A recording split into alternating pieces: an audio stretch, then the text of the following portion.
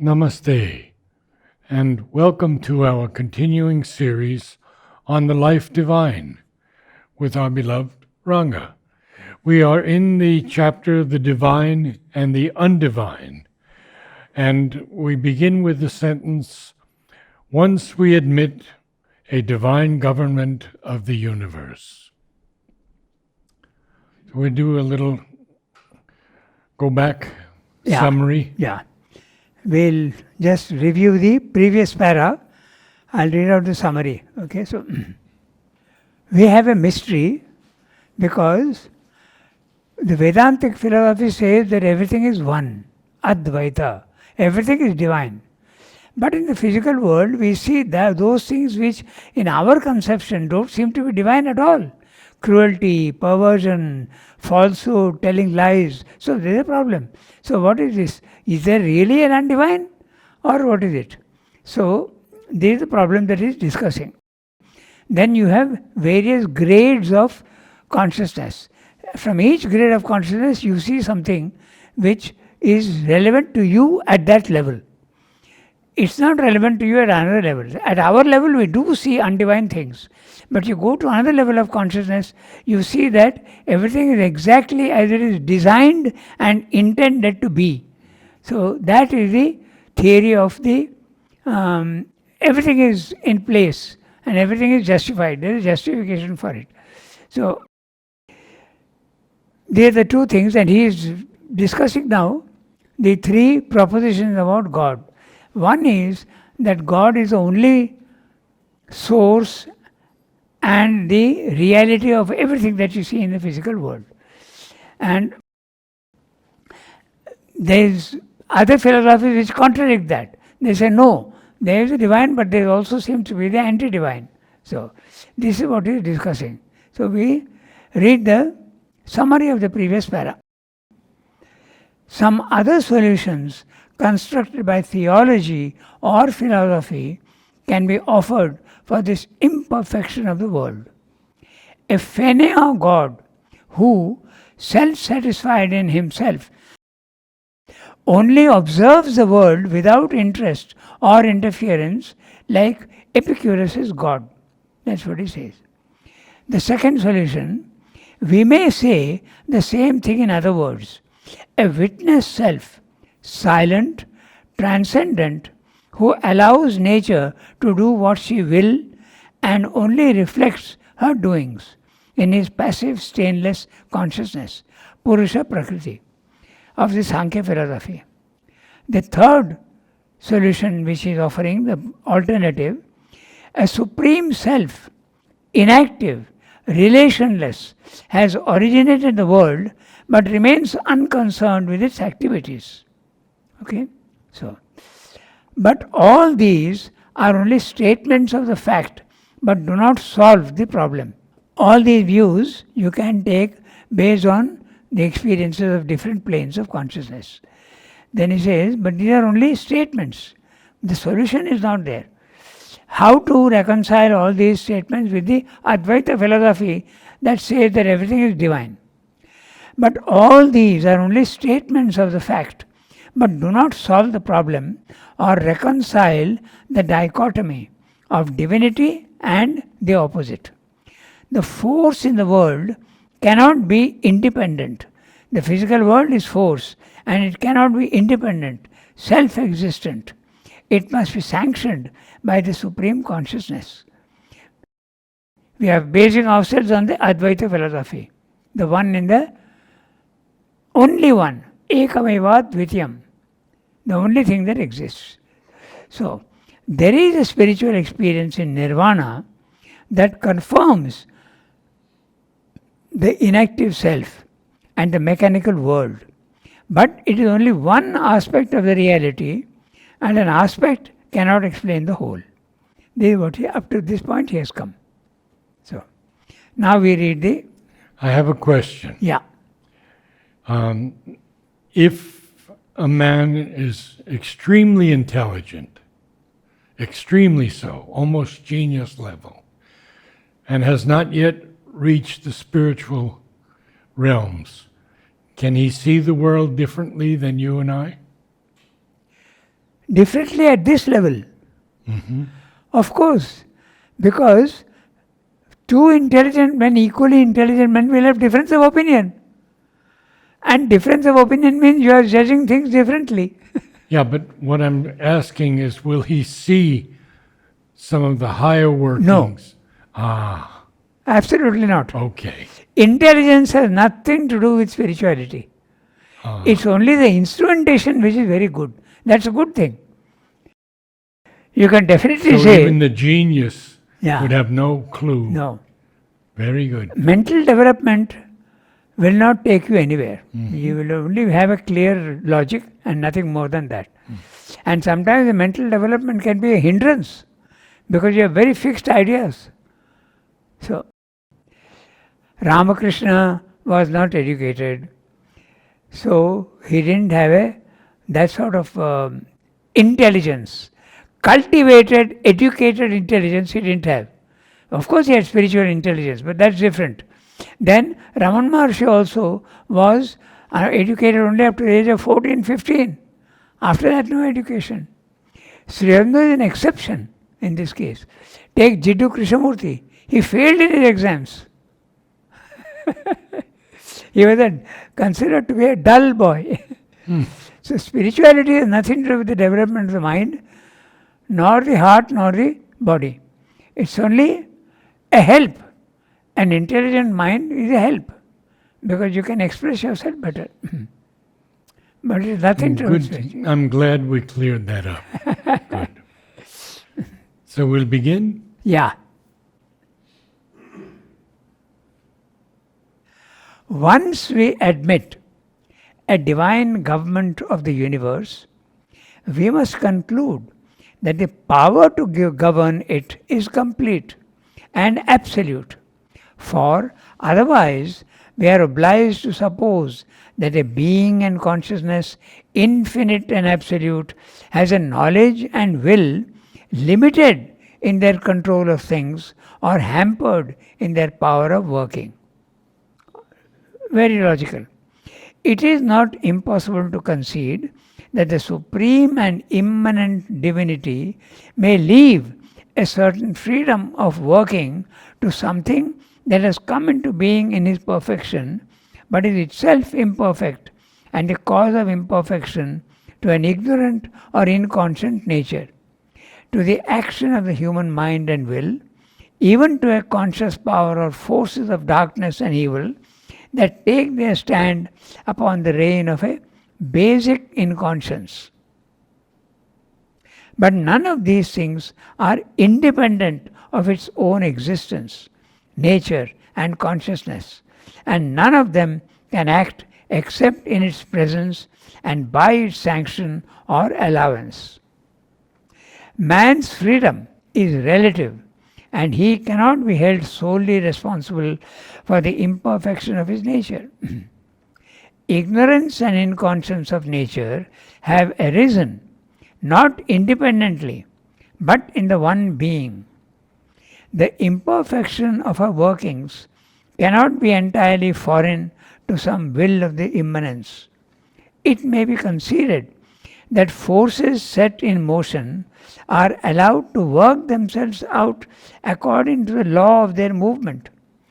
But what divine omniscience and omnipotence has allowed to arise and act in its omnipresence, its all existence, we must consider it to have originated and decreed, since without the fiat of the being, they could not have been, could not remain in existence.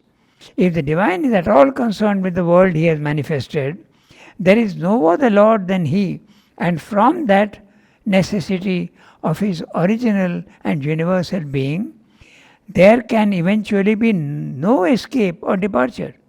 It is on the foundation of this self-evident consequence of our first premise, without any evasion of its implications, that we have to consider the problem of imperfection, suffering, and evil. So, he is saying that it's quite possible to imagine that there is a God, but he makes supplementary powers below him, and he allows a certain amount of freedom to these. And this freedom can include also wrong decisions and ignorance. That's what he's saying. Suppose I am the chief executive officer of a company. For any reason, I may go out for a holiday for a month. I tell my assistant manager to manage things according to his own will. Okay? If you see that circumstances are not conducive to what instructions I have given you, you can take your own decisions. This is what he's saying is possible. Divine has created nature, and he is allowing nature to do what she wants and it can even include a little bit of imperfection. The divine is tolerating that. That's what he's saying, that it can be conceived like that. Once we admit a divine government of the universe, so he is there and he has created the universe, but he is governing it. We must conclude that the power to govern is complete and absolute. For otherwise, we are obliged to suppose that a being and consciousness, infinite and absolute, has a knowledge and will limited in their control of things or hampered in their power of working. And it is not impossible. So, it is not impossible to concede that the supreme and immanent divine, the supreme and immanent, the one who is governing, may leave a certain freedom of working to something that has come into being in his perfection, but is itself imperfect and the cause of imperfection, to an ignorant or inconscient nature, to the action of the human mind and will, even to a conscious power or forces of darkness and evil that take their stand upon the reign of an absolute of a basic inconscience. Yes. But none of these things are independent of its own existence, nature and consciousness, and none of them can act except in its presence and by its sanction or allowance. So Srimad is giving the whole thing. But very clear. Yeah. Very clear. Very clear. Nature can also be imperfect. Not only imperfect, it can even be anti-divine. He's saying forces of darkness. But it's still him. Yes, it's still him and he has allowed it. And he has intended, done it. So, but none of these things are independent. They are not independent, they depend on him. Man's freedom is relative and he cannot be held solely responsible for the imperfection of his nature. So God is partly responsible. Interesting, huh? That he cannot be held Pardon? responsible, solely responsible. He cannot be held solely responsible Yeah. for the imperfection of his nature. Yeah. On the one hand, we say that you are the maker of your own fate. Whatever you have done in the past is determining your. But at the same time, he is saying that you cannot be held solely responsible.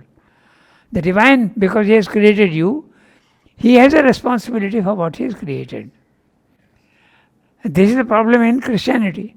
He creates the souls, but on Judgment Day, he is seeing whether you have done good or evil and sending you to hell or heaven. Right. But you have created, and then you are judging your own creation. Okay, so man's freedom is relative and he cannot be held solely responsible for note the word solely. He is responsible, but not solely. But not fully. solely, Yeah. yes. Response for the imperfection of his nature. Ignorance and inconscience of nature have arisen not independently, but in the one being. It is the divine himself who has created within himself. Okay, so the imperfection of our workings cannot be entirely foreign to some will of the immanence. In other words, the divine has created things which seem to be imperfect. He has allowed that to happen. Now, we have seen just previously his, and now we see her. Okay. Nature. He's talking of nature, no? Yes. Yeah. Man's freedom, ignorance and Her unconscious nature have workings. arisen, not independently, but in the one being, the imperfection of her workings, nature's workings, cannot be entirely foreign to some will of the immanence. It may be conceded that forces set in motion are allowed to work themselves out according to the law of their movement. But what divine omniscience and omnipotence has allowed to arise and act in its omnipresence, its all existence, we must consider it to have originated and decreed, since without the fiat of the being, they could not have been, could not remain in existence. So it's clear. Very clear. Okay, so if the divine is at all concerned with the world he has manifested, there is no other Lord than he. From that necessity of his original and universal being, there can eventually be no escape or departure. You have to admit that the imperfection is created by him. He is responsible. It is on the foundation of the self-evident consequence of our first premise, without any evasion of its implications, that we have to consider the problem of imperfection, suffering and evil. So, this is pretty much what Krishna says to Arjuna. yeah. He says, I am everything. And you have the Sanskrit for that beautiful line, he who knows me shall never suffer. Pardon? Krishna says, he who is mine will never suffer or know pain or something. It's a beautiful Sanskrit phrase from Krishna in the Gita. Sarva dharman parityajya mamekam sharanam raja. Aham tva sarva papebhyo mokshayishyami ma shucha. Giving up all dharmas, all standards of conduct, take refuge in me alone. I will deliver you from all sin. Don't ma shucha, do not grieve. This is the phrase. It's not the last one, but anyway. Yeah. So, We take the next para.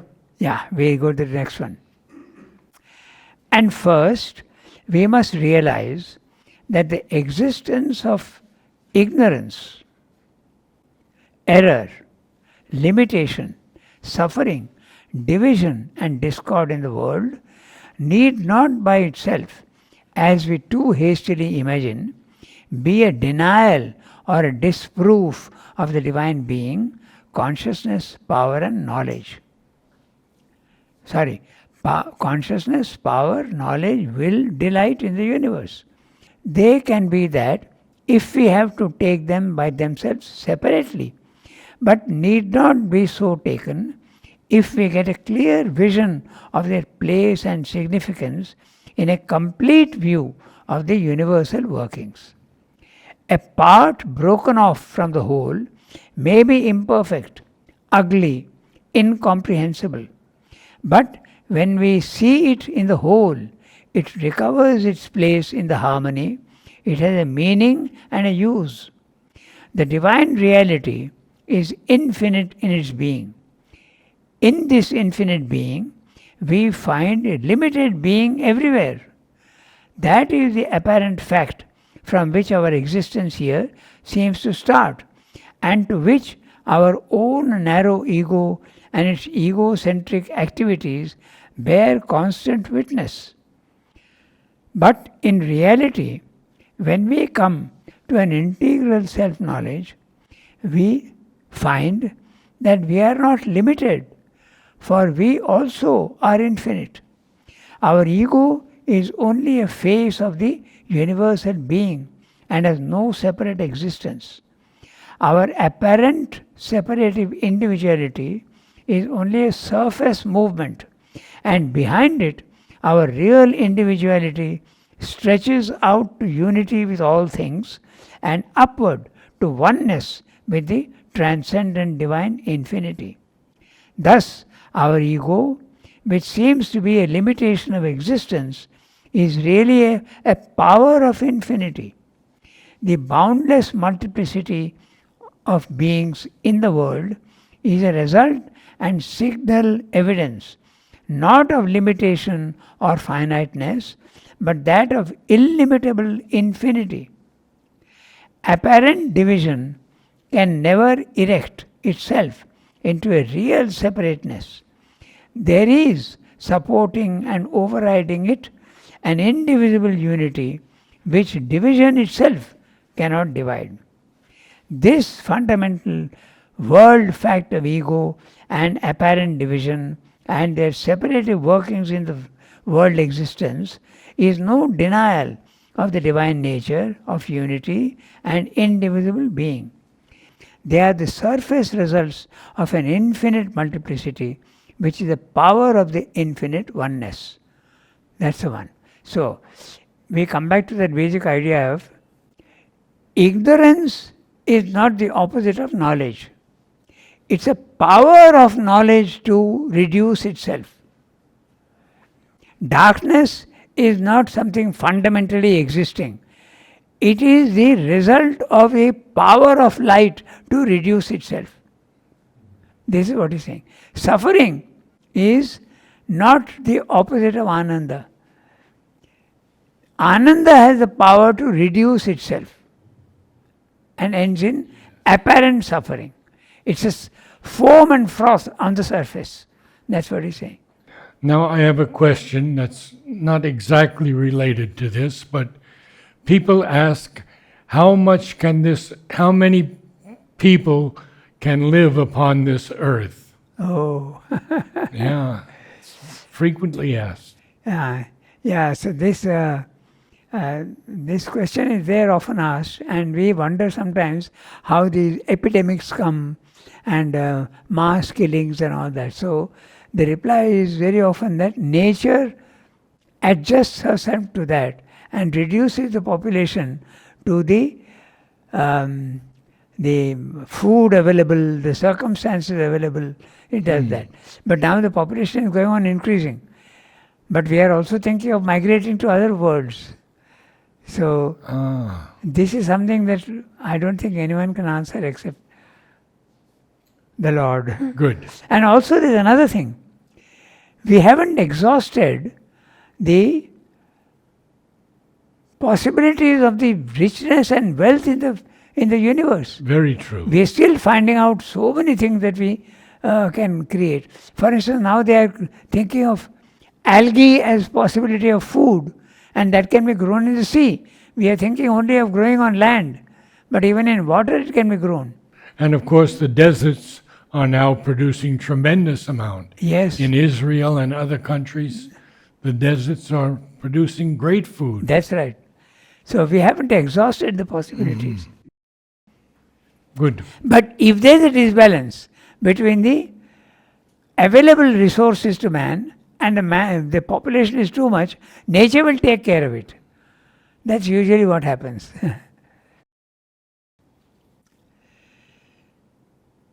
So, we read the next one?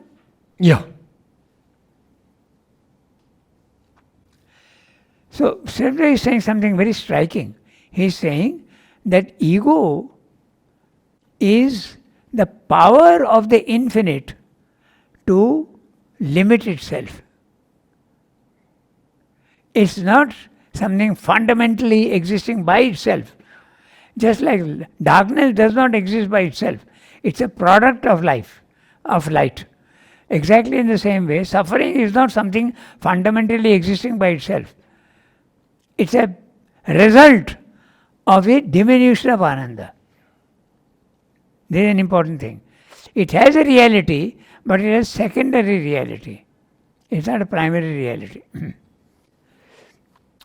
There is then no real division or limitation of being, no fundamental contradiction of the omnipresent reality, but there does seem to be a real limitation of consciousness. there is an ignorance of self, a veiling of the inner divinity, and all imperfection is its consequence. For we identify ourselves mentally, vitally, physically with this superficial ego consciousness, which is our first insistent self experience. This does impose on us not a fundamentally real, but a practical division with all the untoward consequences of that separateness from the reality. We'll come back to it. We'll read the whole para first. But here again, we have to discover that from the point of view of God's workings, whatever be our reactions or our experience on the surface, this fact of ignorance is itself an operation of knowledge and not a true ignorance.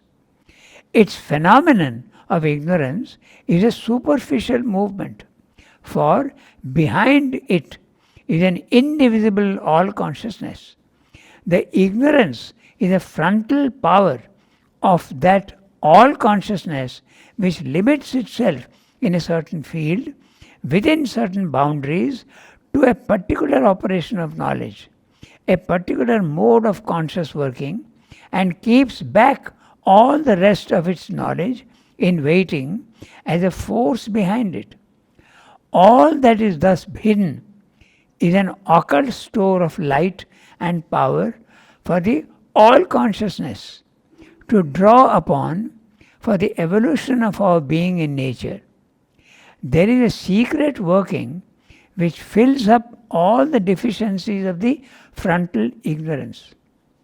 There is a secret working which fills up all the deficiencies of the frontal ignorance, acts through its apparent stumblings, prevents them from leading to another final result than that which the all knowledge has decreed, helps the soul in the ignorance to draw from its experience, even from the natural personality's sufferings and errors, what is necessary for its evolution, and to leave behind what is no longer utilizable.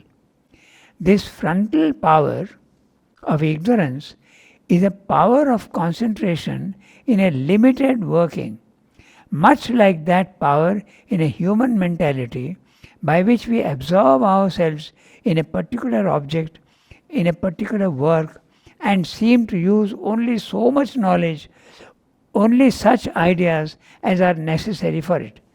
The rest, which are alien to it or would interfere with it, are put back for the moment.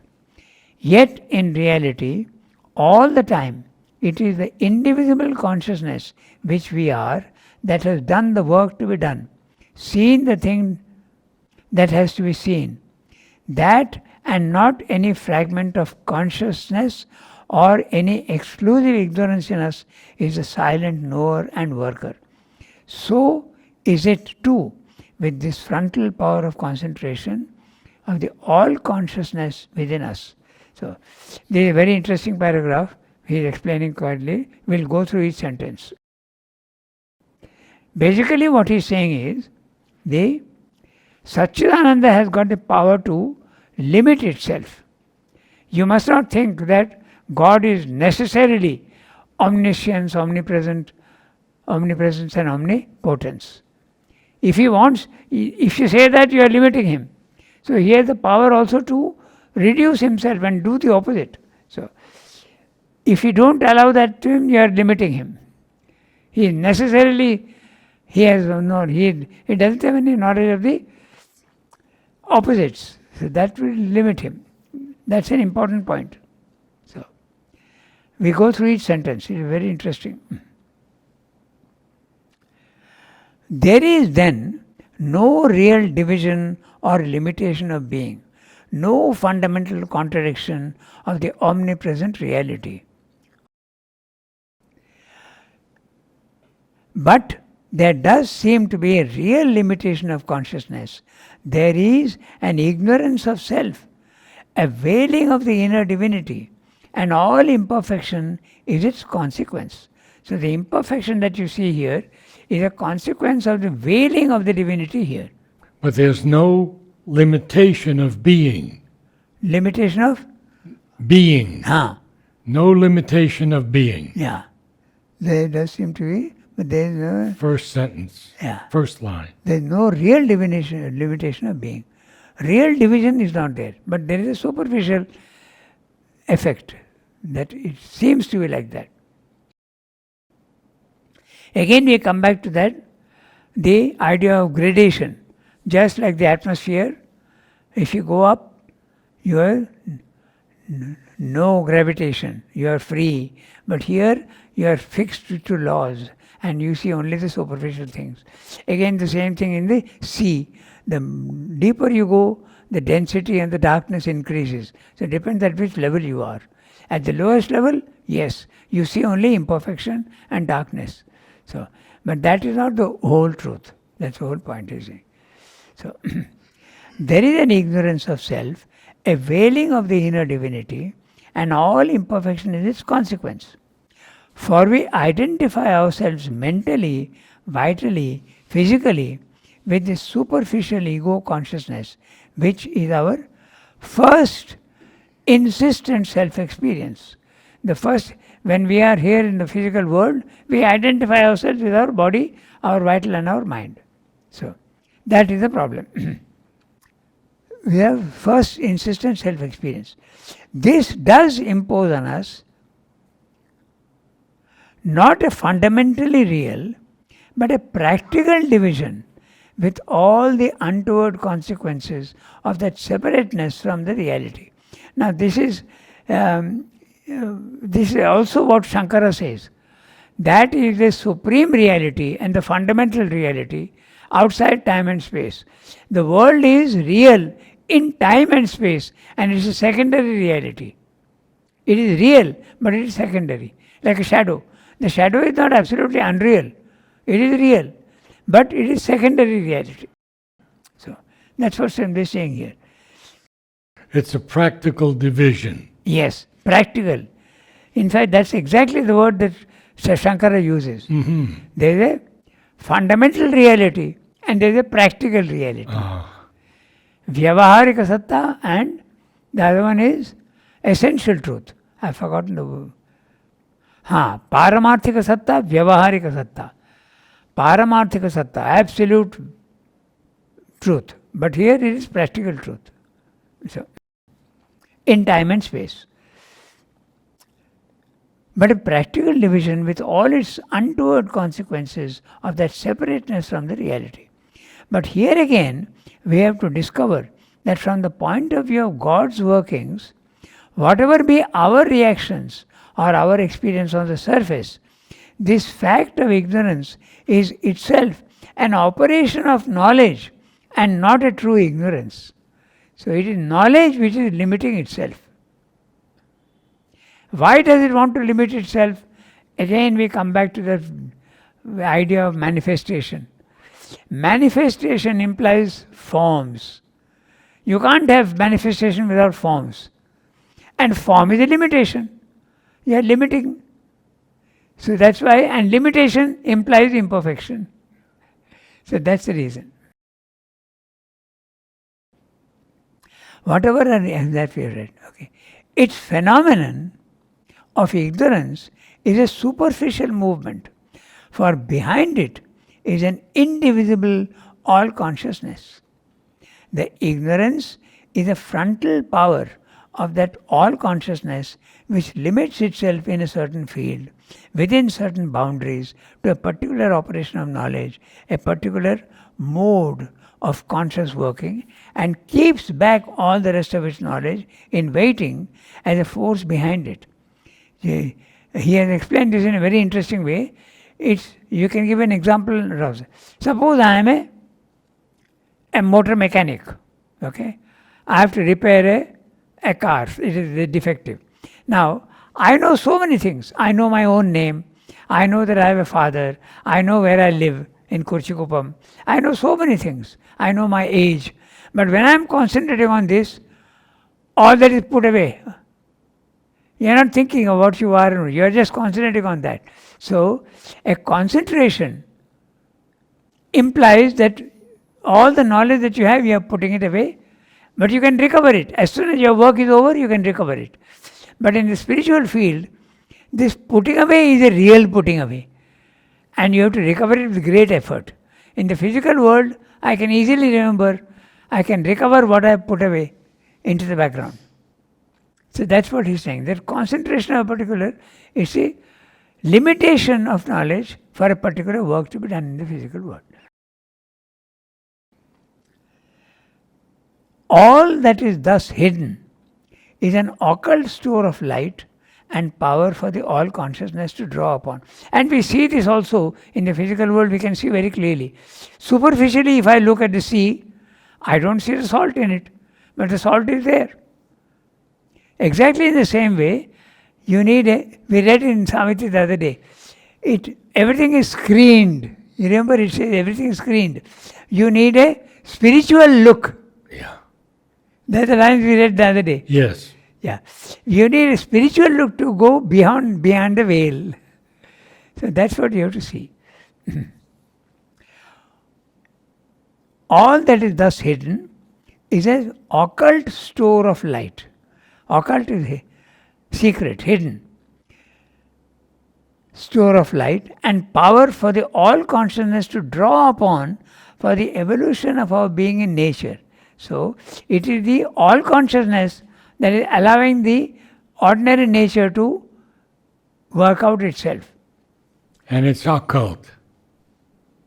Occult. Yeah. Store of light. Power of the all conscious to draw upon the evolution of our being in nature. There is a secret working which fills up all the deficiencies of the frontal ignorance, acts through its apparent stumblings, prevents them from leading to another final result than that which the all knowledge had decreed. So, this is, again you can think of what he is saying in nature. He has got a whole, many places he repeats this. But in nature you feel that there is only mechanical movement. But if you look very carefully, you will see that there is an intention. There is a consciousness working behind this. The instinct in animals, the way the plant grows, there seems to be an intention. So, if you look carefully, you will see that it is not mechanical, unconscious movement. There is a consciousness guiding it from behind. We could say that about the bees. We could say that about the ants. Everything in nature, everything. The instinct of animals, the way they fly thousands of miles away to avoid the cold in winter. Yeah. Everything is, but it is not openly available. It's guiding. It's like the prompter in the wings of the theatre, who is making sure that you're not making a mistake and whispers to you. So the consciousness is whispering to nature, do it this way. And nature is doing it, automatically obeying, and others who see it will see it as something unconscious and automatic. But it's not automatic. There's a guidance. This frontal power of ignorance is a power of concentration in a limited working, much like that power in our human mentality by which we absorb ourselves in a particular object and in a particular work and seem to use only so much knowledge, only such ideas as are necessary for that. The rest, which are alien to it or would interfere with it, are put back for the moment. The concentration of a particular job. Yet in reality, all the time, it is the indivisible consciousness which we are that has done the work to be done, seen the thing to be seen, that and not any fragment of consciousness or any exclusive ignorance in us is a silent knower and worker. So it is too with the frontal power of concentration of the all consciousness within us. So we again come back to that basic idea of the transcendent creates the universe, and the universe is creating the forms, but the guidance is there from nature, and behind nature is the guidance of the transcendent. Gives one great hope. It gives us great hope. Yeah. When he says this. Yeah. So it's like he writes to many people, Srivamdo, that mother is governing, but I am there supporting her action. Very clearly he says that. All that she is doing is completely sanctioned by me. I agree fully with what she is doing. Wonderful. We stop here, Time, right? yeah. Thank you, Ranga.